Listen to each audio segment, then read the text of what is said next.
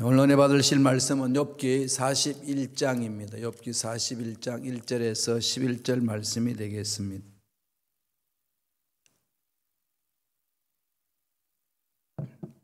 욥기 41장 1절에서 11절까지 말씀 다 같이 우리 한 목소리로 봉독하겠습니다. 내가 낚시로 리워야단을 끌어낼 수 있겠느냐? 노끈으로 그 혀를 멜 수 있겠느냐? 너는 밧줄로 그 코를 깰 수 있겠느냐? 갈고리로 그 아가미를 깰 수 있겠느냐? 그것이 어찌 내게 속하여 간청하겠느냐? 부드럽게 내게 말하겠느냐? 어찌 그것이 너와 계약을 맺고 너는 그를 영원히 종으로 삼겠느냐? 내가 어찌 그것을 새를 가지고 놀듯 하겠으며 내 여종들을 위하여 그것으로 메워 두겠느냐? 어찌 장사꾼들이 그것을 놓고 거래하겠으며 상인들이 그것을 나누어 가지겠느냐? 내가 능히 많은 창으로 그 가죽을 찌르거나 작사를 그 머리에 꽂을 수 있겠느냐? 내 손을 그것에 얹어보라. 다시는 싸울 생각을 못하리라. 참으로 잡으려는 그의 희망은 헛된 것이니라. 그것의 모습을 보기만 해도 그는 기가 꺾이리라. 아무도 그것을 격동시킬 만큼 담대하지 못하거든. 누가 내게 감히 대항할 수 있겠느냐? 누가 먼저 내게 주고 나로 하여금 갚게 하겠느냐? 온 천하에 있는 것이 다 내 것이니라. 아멘. 이 말씀으로 깊이 생각해보라 라는 제목으로 연애 말씀을 나누겠습니다. 인류 역사에 업적을 남기는 때의 나이가 어느 정도일까요? 통계 숫자가 있습니다. 인류 역사에 정말 큰 업적을 남긴 사람들의 나이, 어느 나이, 어떤 정도의 나이대에 참 큰 업적을 남겼을까? 통계 숫자를 보니까요, 50대 이하가 34%, 60대가 35%, 70대가 23%, 80대가 8%, 그러니까 66%가 60대 이상입니다. 대단하지 않나요? 우리 대한민국에 사는 말이 있죠. 인생은 60부터라. 인류 역사에 정말로 안녕과 복지와 또 위대한 업적을 드러낼 수 있는 나이가 60세 이상 될 때에 가능했다는 겁니다. 66% 이상이. 그러니까 60세 이하의 때는 좀 반짝하는 게 있는데 대체적으로 긴 시간이 필요하다는 거죠. 인생사. 그래서 저와 여러분들이 나이 먹어가는 건 막을 수 없잖아요. 그 나이가 먹어가는 것, 그 뒷자리 수는 바뀌는 건 괜찮은데 그런 대로 그것도 좀 괜찮지는 않죠. 또 안 괜찮으면 어떨 거예요? 어쩔 거예요, 그죠? 그냥 흘러가는 거지. 근데 앞자리 수가 바뀔 때는 좀 마음들이 그러시죠. 그렇더라고요. 제가 이렇게 경험해 보니까 20대에서 30대 넘어올 때는 뭐 그저 그랬어요. 30대에서 40대로 넘어갈 때는 조금 더 무게감을 느끼는 것 같아요. 50대로 넘어갈 때도 뭐 40이 넘었으니까 50 가는데 50에서 60을 넘는 순간에는 워낙 우리 문화가 환갑, 회갑 잔치가 있었기 때문에 옛날에는 그게 이렇게 뇌리 속에 박혀 있는지 심적으로 많은 변화가 있었어요. 가스로우시죠? 7순, 8순 지내신 분들은, 9순 지내신 분들도 꽤 계시는데, 그런데 인생은요, 늘 하는 말이 있잖아요. 가는 세월 못 막는다고 했는데 60 이후가 인류 역사 속에서도 공헌한 사람들의 숫자가 66%나 된다고 그럽니다. 그러니까 흘러가는 이 세월 속에 해야 될 일이 있다는 거지요. 주저앉아서는 안 됩니다. 이런 통계 숫자를 통해서 뭘 깨달으시나요? 세월은 좀 성숙해야 되는구나. 세월 속에서 사람이 이 지구촌을 위해서 헌신할 수 있는 사람들이 대체적으로 나이가 들면서 생각도 깊어지고 말의 무게도 있고 또 삶으로도 열매도 있고 그리할 때에 인류 역사에 공헌하는 것이 많다 이렇게 생각할 수 있잖아요. 근데 생각이 깊어지면 깊어질수록 삶의 열매는 더 아름답다는 거지요. 우리 기독교는 생각 없이 믿습니다 하는 게 아니에요. 믿음을 많은 분들이 착각을 하시더라고요. 믿음의 요소에는 두 속성이 있는 거 아시죠? 늘 제가 말씀드렸는데 사도 바울이 믿음이 뭔지를 로마서 4장에서 설명을 해줍니다. 15절에서 24절, 17절에서 24절까지 그 내용을 보면은요, 아브라함을 들어서 믿음을 이야기를 합니다. 아브라함은 죽은 자도 살리시고 없는 것도 있게 하신 하나님을 믿었다고 했어요. 그래서 그 하나님을 믿고 나서 그가 행동하는 것은 바랄 수 없는 중에 바라고 믿었다. 그렇게 설명해서 그런 믿음이 어디서 왔느냐. 사라의 태가 죽고 자기도 나이가 늙었음을 알고도 안다. 알매 단계가 있는 거죠. 알고도 믿음이 약해지지 않은 것은 약속하신 말씀을 확신했다는 거죠. 그러니까 믿음이라는 것은 하나님의 약속을 믿는 거잖아요. 하나님의 약속이 이루어질 것을 확신하는 거죠. 약속의 말씀이 없으면 믿음이 없는 거예요. 약속의 말씀 붙들지 않고 믿습니다 하는 것은 자기 신념이에요. 신념을 믿음으로 둔갑시키는 겁니다. 물론 신념이 있는 사람과 없는 사람의 삶의 스타일은 다릅니다. 그렇지만은 하나님이 이끄시는 그 기적은 맛보지 못하는 거지요. 신념은 한계가 있습니다. 인간 속에 있는 거기 때문에. 믿음은 그 차원을 뛰어넘습니다. 아버지께서 우주 만물을 창조하신 아버지께서 약속하신 것을 확신하는 거잖아요. 그럼 믿음은 먼저 약속을 받는 거죠. 어떻게 받나요? 말씀을 통해서. 그런데 그게 약속을 아브라함이 받는 것을 보니까 많은 민족을 이루겠다 약속의 말씀을 받잖아요. 그런데 나이가 들면서 늙어갑니다. 부인 사라는 65세에 부르심을 받았는데 아기를 낳지 못하는 불임증에 걸리는 할머니였어요. 아기를 한 번도 낳아보지 못한 여인입니다. 그 여인과 함께 아기를 생산한다는 거죠. 있을 수 없잖아요. 그런데 아브라함은 그걸 모르고 덤벼들었나요? 아니에요. 아브라함은 압니다. 늙어가고 사라의 태는 죽었고 알매 단계가 있어요. 인식하는 단계가 있는 거죠.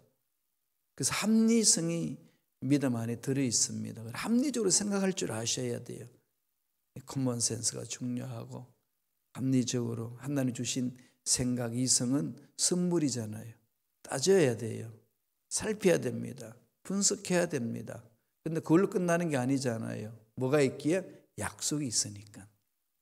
약속을 깊이 생각해보고 인간의 한계가 부닥쳤을 때에 안 된다고 환경이 말할 때에 사람들이 나를 향하여 안 된다고 이야기할 때에 나 스스로 경험도 안 된다고 이야기할 때에 우리는 뭘 붙들죠? 초월하는 거죠. 약속을 붙들고.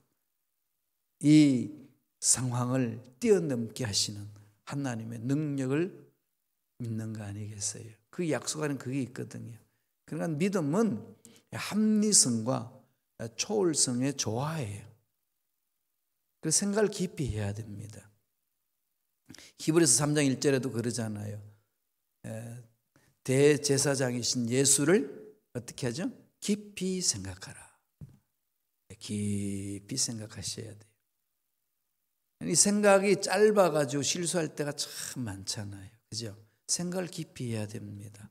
말할 때도 생각을 깊이 해야 되고 계획을 세울 때도 생각을 깊이 해야 되고 우리 인생의 앞날을 설계할 때도 깊이 생각해야 되죠. 근데 생각이 잘못되면 안 되잖아요. 그래서 말씀이 쓰셔야 되고 성령을 사모하셔야 돼요. 그래서 생각이 고쳐져야 돼요. 삐뚤어진 생각이 고침받아야 돼요. 병든 생각이 치유받아야 돼요. 그래야 올바르게 생각할 수 있고 하나님이 원하신 일을 할 수 있습니다. 문제에 빠져 있으면은 하나님이 원하는 생각을 못하고 문제가 주는 그 상황 속에서만 생각을 합니다. 그럼 힘들겠지요.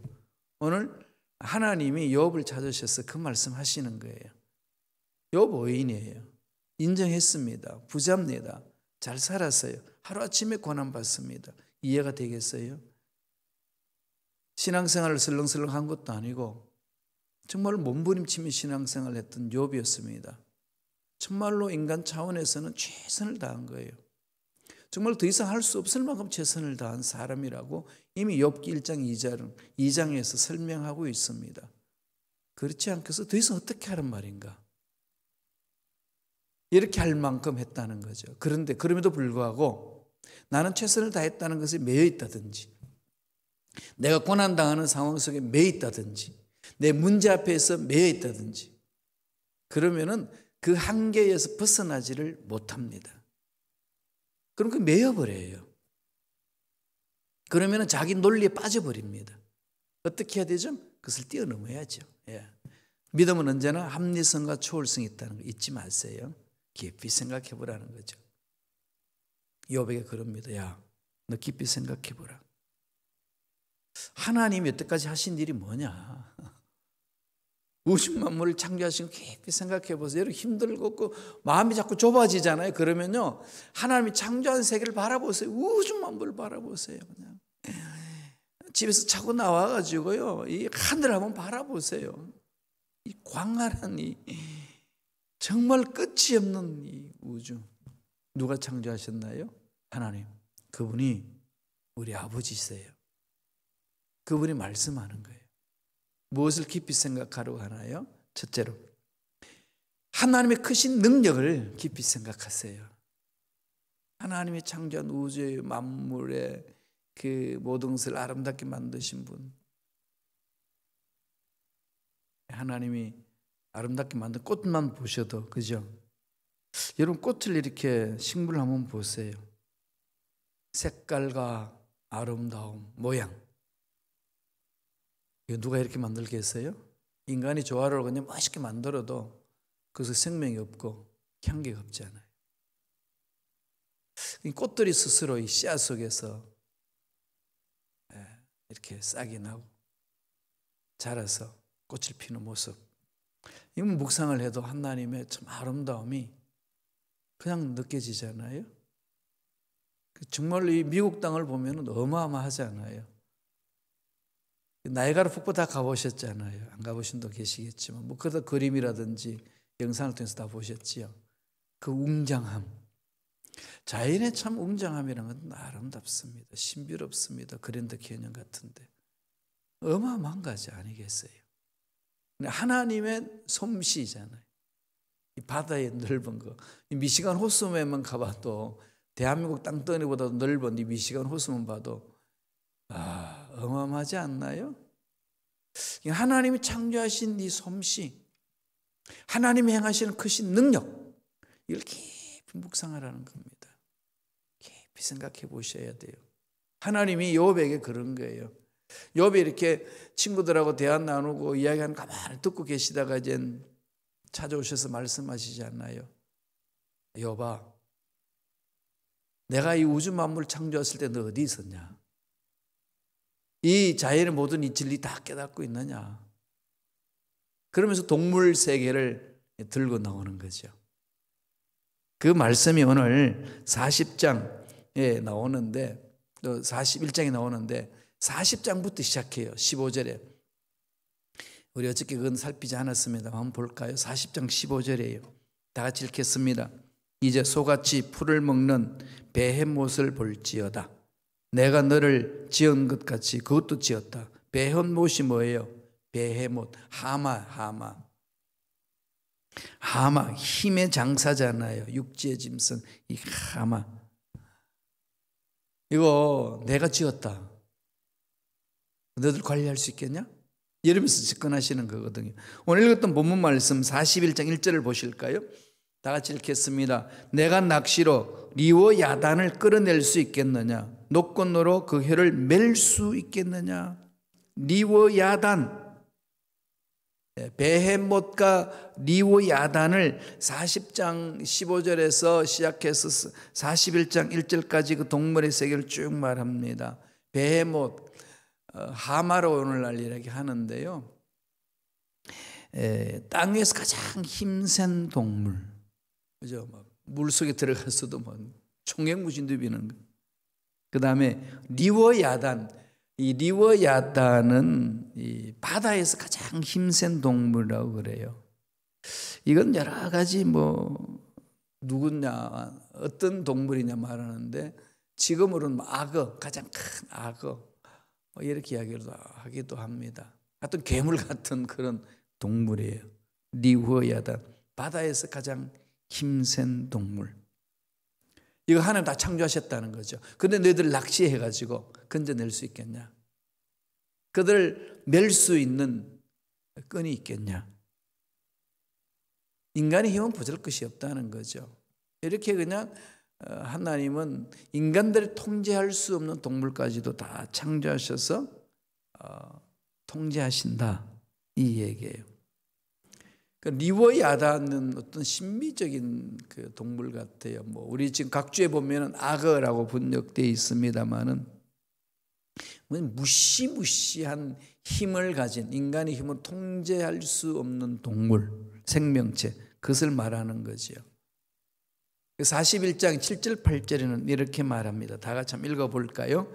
내가 능히 많은 창으로 그 가죽을 찌르거나 작사를 그 머리에 꽂을 수 있겠느냐? 내 손을 그것에 얹어보라. 다시는 싸울 생각을 못하리라. 하나님이 창조하신 피조물인데 인간의 힘으로는 참 이들을 다 관리하기가 쉽지 않다. 그 당시에 세계관에 살던, 그 당시에 과학 문명에 살던 족장시대 사람이잖아요. 그 당시에는 이거 뭐 속수무책이죠. 뭐 지금이야 워낙 도구들이 또 인간들이 개발한 이 과학 문명이 발달되어 있기 때문에 이까지 할 수 있으니까, 또 인간들이 그걸 막 통제할 수 있다고 생각하지 너무 교만한 거죠. 그래서 지금 뭐 지구촌을 잘 살아보겠다고 개발시켰던 것이 팬데믹 현상을 초래한 것 아니겠습니까? 이래저래 그냥 안 되는 거죠. 이래저래 인간의 힘으로는 이 자연 질서 전체를 통제할 수 없습니다. 번개불 그거 충전할 수 있는 충전기 만들 수 있을까요? 좀 그만 만들어낸다면 에너지 문제 해결할 수 있을 텐데요. 아직까지는 못하는 거죠.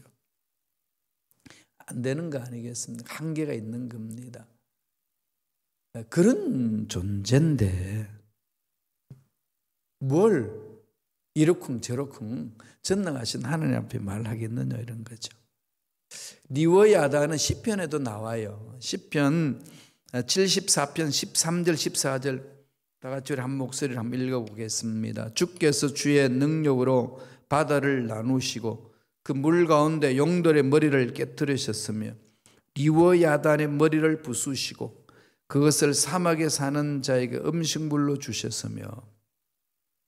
그러니까 하나님은 창조 주시고 세상의 능선 다 피조된 거기 때문에 창조 주신 하나님이 다 관리하신다는 거죠. 통제하신다는 거죠. 인간은 그럴만한 힘이 없어도 하나님은 그렇게 하신다. 그런 상황이 펼쳐진 이상 인간은 하나님 앞에 할 말이 없다. 우리 어저께 봤듯이 헤들린 목에서 겸손한 거죠. 침묵을 지키는 거 아니겠어요? 하나님의 위대하심을 찬양하는 거죠. 욥에게 하나님이 교훈하시는 것은 내가 너를 그렇게 사랑하고 있고 너를 보살피고 있는데 나를 끝까지 신뢰해야 되지 않겠냐, 그렇게 말씀하시는 거죠. 그런데 저와 여러분에게도 동일한 말씀 아니겠어요? 욥기 1장부터 지금 우리 41장까지 오면서 느낀 게 뭐겠어요? 인간은 약하다는 거죠. 하나님 끊임없이 사랑하신다는 거, 하나님 우주 만물을 창조하시고 관리하신다는 거, 죄인들이 고난받고 고통받는 건 당연하다는 한데 의인도 고난받을 수 있다는 것, 그리고 그 고난은 의인들에게 주는 은혜는 이루 말할 수 없다는 거지요. 죄인들은 죄를 회개 통해 자복하게 하고 의인들은 하나님의 놀라운 신비를 체험하게 만드신다는 거죠. 고난의 신비, 그게 욥기를 통해서 말씀하시는 거잖아요.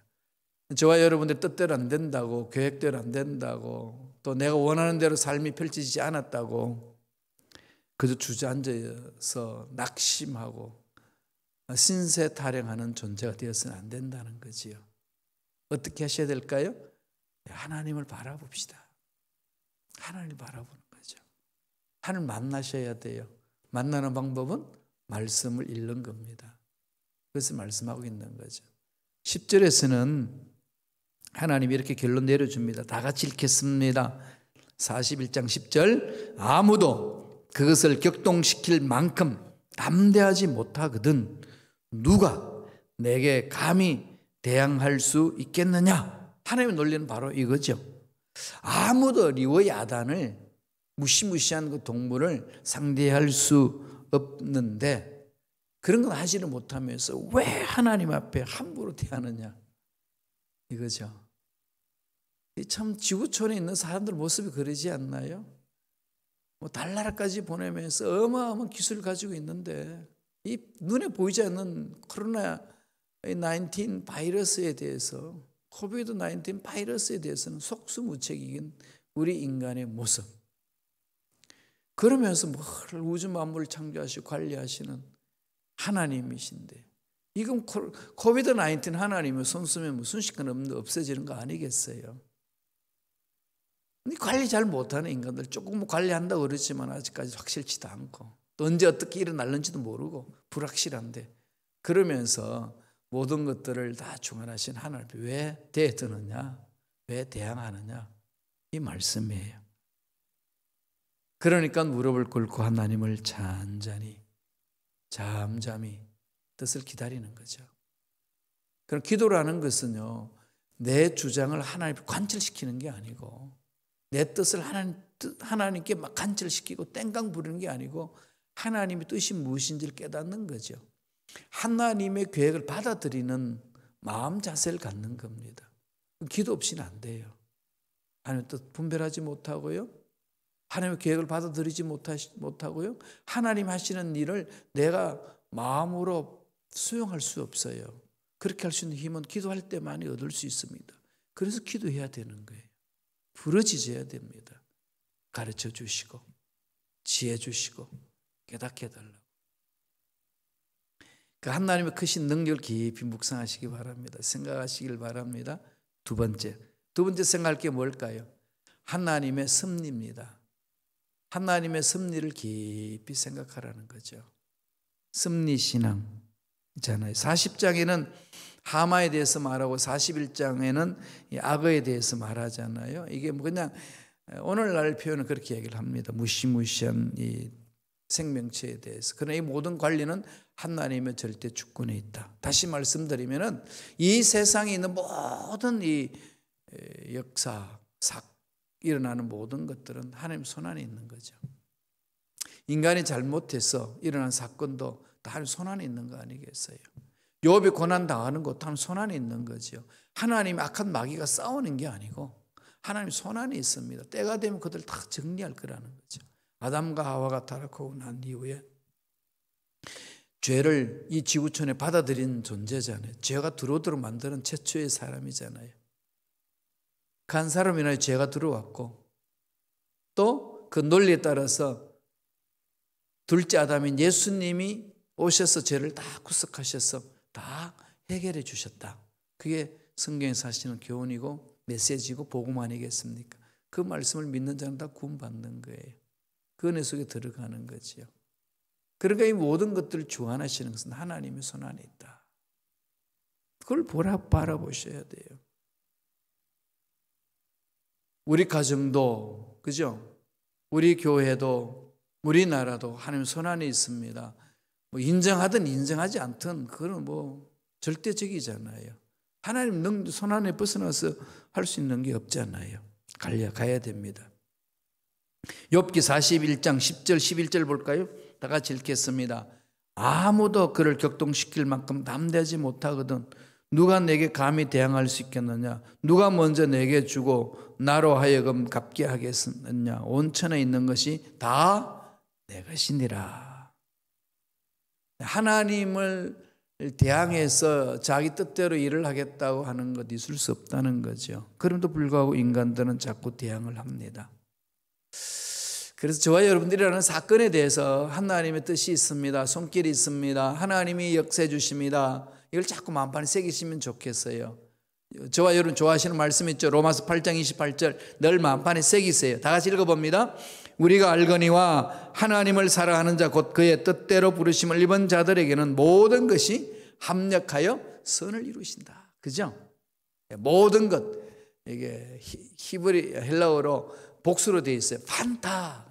판타 합력하여 work together, 순 에르게, 그다음에 to good of God, 하나님의 선한 것을 향하여 달려간다는 거죠. 에스 아가톤 그렇게 되어 있습니다. 헬라어로. 그러니까 판타 순 에르게 에이스 아가톤, 모든 것이 합력하여 선을 이루신다. 내가 잘못하여서 저질러온 일들, 또 미혹해서 넘어진 사건들, 남몰래 눈물 흘렸던 사건들, 또 하나님 은혜 안에서 열심히 머무르신 사건들 다 아우러져서 하나님의 선으로 만든다는 거죠. 최고의 선으로 하나님 만들어 주신다는 것, 이걸 말씀하는 거 아니겠어요? 그 섭리를 마음판에 새기셔야 됩니다. 욥기 41장 12절 보시겠습니다. 다 같이 읽겠습니다. 내가 그것의 지체와 그것의 큰 용명과 늠름한 최고에 대하여 잠잠하지 아니하리라. 하나님께서 악이든지 용이든지 고성한 군말은 마찬가지로 찬탄받을 만합니다. 하나님께서 악어에게도 아름다움을 발견할 수 있다면 다른 모든 피조물에게도 아름다움을 보시지 않겠느냐는 겁니다. 악어가 눈에 우리가 보기에는 뭐 아름답나요? 하나님이 창조하시고 나서 보시기에 좋았더라 그랬습니다. 하나님이 하시는 그 일은요 좋은 거예요. 그리고 우리는 그 좋게 만드신 하나님을 바라보고 달려가면 됩니다. 그 하나님을 바라보시면서 하나님의 섭리를 깊이 생각하시면서 하루하루 멋지게 살아내는 저와 여러분 되시길 간절히 축원합니다. 기도하겠습니다. 하나님 아버지 감사와 찬양을 드립니다. 오늘도 우리에게 성령의 놀라운 기름 부으심으로 체험할 수 있도록 말씀을 주시니 감사합니다. 하나님의 크신 능력을 바라봅니다. 깊이 생각합니다. 하나님의 섭리를 깊이 생각하며 하루하루를 멋지게 살기를 원합니다. 힘 주시고 능력 주시고 지혜로 역사하여 주셔서 하나님의 은혜 안에서 힘있게 살아갈 수 있는 우리 모두 되게 축복하여 주시옵소서. 하나님 은혜에 감사하여 예물 드립니다. 믿음으로 드린 손길 격하여 주시고 남몰래 눈물 흘리며 하나님 앞에 감사 예물 드린 그 손길 기억하여 주셔서 눈물 닦아주시고 소원 이루어주시고 앞날 열어주시고 형통한 복 임하게 축복하여 주시옵소서. 감사하고 예수님 이름으로 축복하며 기도드리옵나이다. 아멘.